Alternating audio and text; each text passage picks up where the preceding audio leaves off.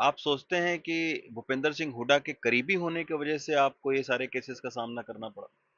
देखिए ऐसा है, ये तो इन्वेस्टिगेटिंग एजेंसीज की अपनी प्रक्रिया है। हुँ, उन्होंने अपने अक्षर से लिया है, उनको जो लगता है उस हिसाब से काम कर देते हैं। हुँ, ये फैसला तो उनका रहा है। अब वो किसको उसके अंदर सम्मिलित करते हैं, किसको उसके मतलब नहीं सम्मिलित करते, ये उनकी अपनी सोच और उनकी अपनी कार्य प्रणाली है।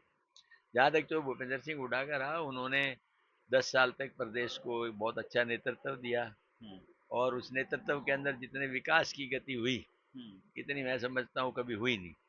तो इन सब बातों को लेकर के आम आदमी इस बात से एक तरह से अच्छी तरह से परिचित है कि जो भूपेंद्र सिंह हुड्डा के उभरते हुए नेतृत्व को अगर कोई व्यक्ति ये सोचता है कि उसको अंडरमाइन किया जाए, तो वो मैं समझता हूँ आम जनता के लिए एक सोच का विषय है और वो उस पर कोई विचार नहीं देना चाहती। वो चाहती है कि प्रदेश आज फिर खुशहाल हो और उसके लिए जो भूपेंद्र सिंह हुड्डा अपने नेतृत्व को लेकर के आगे चलें। उसमें किसी को मैं ये दोष दूं कि इसकी वजह से ऐसा हुआ, ये उनकी अपनी प्रक्रिया का काम है। लेकिन बीजेपी तो कहती है कि आप चूँकि भूपेंद्र सिंह हुड्डा के नज़दीकी हैं, वो तो ये भी कहते हैं कि आप फाइनेंसर हैं भूपेंद्र सिंह हुड्डा के, तो नहीं, इसलिए ये बिल्कुल गलत बात है। हाँ, इस तरह का कुछ भी नहीं। भाजपा तो क्या पता क्या कहे किसी को, ऐसा कुछ भी नहीं है जिसके लिए कहा जाए। आरोप लगाना बड़ा आसान है, समझना बहुत मुश्किल है। बिल्कुल नहीं, हमारा उनसे एक भाई वाला एक राजनीतिक, एक हमारे नेतृत्व का और उनका हमारे दोनों का एक भाई और छोटे भाई का रिश्ता है। बिल्कुल ऐसी लेकिन कोई बात। चुनाव से ठीक पहले आपके ऊपर में रेड पड़ा।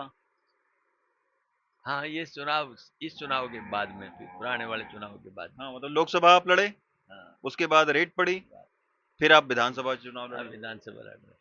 तो टाइमिंग आपको नहीं लगता है कि देखिए टाइमिंग तो मैं ये कह सकता हूँ कि जो उनकी अपनी प्रक्रिया है, उस टाइमिंग के हिसाब से उन्होंने अपना फैसला लिया होगा। हुँ, अब उसके ऊपर तो मैं यही कह सकता हूँ कि कानून अपना काम करेगा, हमें न्यायालय पर पूरा भरोसा है, मुझे कोई इसी तरह की दिक्कत नहीं लगती। अच्छा सर आपको कांग्रेस का टिकट दिया गया। आप समझते हैं कि आपकी वजह से बीजेपी ने रामविलास शर्मा का टिकट काटा? नहीं, हमारी वजह से क्यों काटेंगे? रामविलास शर्मा एक अपने भाजपा के एक बड़े नेता थे। हाँ। जब हरियाणा के अंदर 2 सीटें होती थी, हुँ, तो उनमें से एक थे। 2 बार पार्टी के प्रधान रहे हो, राष्ट्रीय कार्यकारिणी के सदस्य रहे। हमारा और उनका आपस में एक दूसरे के सामने चुनाव लड़ना रहा। तो वो अपनी पार्टी का नेतृत्व करते हैं, हम अपनी पार्टी के लिए। तो इसमें हमारा तो एक तरह से राजनीतिक तौर पे तो विचारधारा में एक विभिन्न मतलब पक्ष के व्यक्ति थे। तो हुँ। हमारी वजह से उसका क्यों होगा ऐसा? उनका अपनी सोच है। अब वो अपनी तरफ से जो फैसला लेते हैं उसे आप कांग्रेस में क्या असर है? कल कोई कह दे कांग्रेस में इसलिए किया गया कि वो भाजपा ने ऐसा किया, ऐसा कुछ नहीं है। अच्छा। अच्छा तो अभी आपकी सियासी चुनौती कठिन है कि रामविलास शर्मा जी होते तब आपको कठिन चुनाव होता? देखिए हमारे लोगों ने फैसला कर लिया, कोई कठिन नहीं है। कोई हुँ। भी आदमी है तो उसके सामने कोई कठिन नहीं है। लोगों का मन बन चुका है, वो कांग्रेस के प्रति समर्पित है और कांग्रेस ही सत्ता देखना चाहते हैं। अच्छा एक और सवाल सर उठता है, अभी मैं पढ़ रहा था कि अ, किरण चौधरी के कांग्रेस छोड़ने की एक बड़ी वजह आप रहे हैं। वो अपनी बेटी के लिए टिकट चाह रही थी लोकसभा का, लेकिन आपको लड़वाया भूपेंद्र सिंह हुड्डा ने। नहीं, ऐसा कुछ भी नहीं है। टिकट चाहना तो हर आदमी का एक लक्ष्य रहता है। हुँ। टिकट तो एक को मिलता है, लेकिन समर्पित कार्यकर्ता ये थोड़ी होता है कि उसको टिकट ना दिया जाए छोड़ दे। वो तो अपने व्यक्तिगत स्वार्थों की पूर्ति के लिए गए हैं यहाँ से। उनको लगा कि यहाँ पर मेरा स्वार्थ पूरा नहीं हो रहा, इसलिए किया गया। चुनाव के दौरान उनका एक तरह से विरोधाभास था, उन्होंने मुखालफत की और वो उसके बाद उन्होंने दूसरी तरफ से अपनी व्यवस्था बैठा ली और उसके बाद पार्टी छोड़ के चली गई। उसका क्या है? लेकिन सर दान सिंह जी इतना चर्चित क्यों है हरियाणा की सियासत में? तमाम सारे लोग आपको लेकर तमाम बातें करते हैं।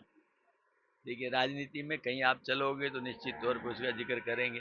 आप अपने घर बैठ जाओ, फिर कोई जिक्र नहीं करेगा उसका। अच्छा सर, मैं अब एक आखिरी सवाल।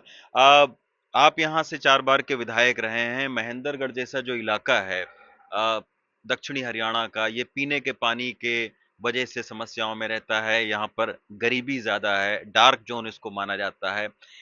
क्या करेंगे आखिर कांग्रेस का अगर सरकार आती है, तो क्या आप समझते हैं कि आपकी भी दावेदारी उस तरीके से मजबूत है मंत्री पद के लिए या डिप्टी सीएम के लिए या चूंकि पश्चिमी दक्षिणी हरियाणा है उसका नेतृत्व कैसे मजबूत हो? इस बारे में क्या आपकी सोच है? देखिए मैं समझता हूँ दक्षिणी हरियाणा वो क्षेत्र है जिसने देश की जंग आज़ादी से लेकर उसके बाद की एकता, अखंडता और सुरक्षा के लिए अपने नौजवानों ने प्राणों की आहुति देकर इतिहास लिखा। उसके बाद दक्षिणी हरियाणा के लोगों ने हमेशा अपनी ताकत के दम पे राजनीतिक माहौल के आधार के ऊपर जब भी सत्ता आई उनको मदद की है। आज दक्षिणी हरियाणा के अंदर लोगों में ये देखा कि जिन लोगों को हमने ताकत दी पिछले 10 साल में, उन लोगों ने हमें यहाँ कुछ नहीं दिया, और एक नाराजगी पूरी पूरी पूरे दक्षिणी हरियाणा के अंदर देखने के लिए मिल रही है।